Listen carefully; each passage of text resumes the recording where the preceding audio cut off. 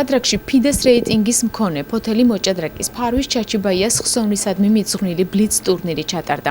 მასში ყველა ასაკის 35 მონაწილე ასპარეზობდა, მათ შორის იყვნენ ფარვის ჩაჩიბაიას მეკობრებიც.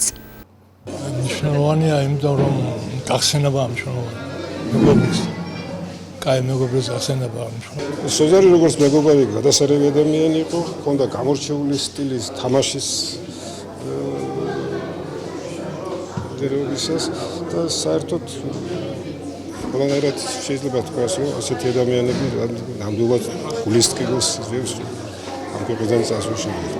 დღეს რაც სიამოვნოა ეს, რომ მის სახელობის ტურნირი ტარდება. შედეგები ასე გადანაწილდა. ბლიც ტურნირში პირველ ადგილზე დავით კოდუა გავიდა, მეორე ადგილზე გიორგი გამსარდია, მესამე ადგილზე კი გოჩა ჩაჩუა.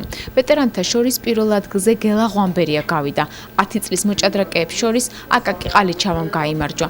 გამარჯვებულები საზეიმო ვითარებაში დაჯილდოვდნენ.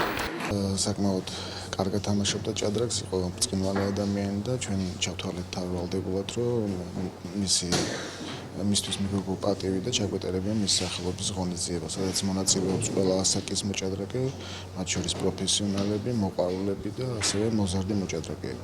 პირველად ტარდება ეს ტურნირი მისასალმებელია, როცა ეგეთ ადამიანს როგორც იყო ბატონი სოზარ ჩაჩიბაია იხსენებს 5 და ასევე საჭადრაკო სკოლა.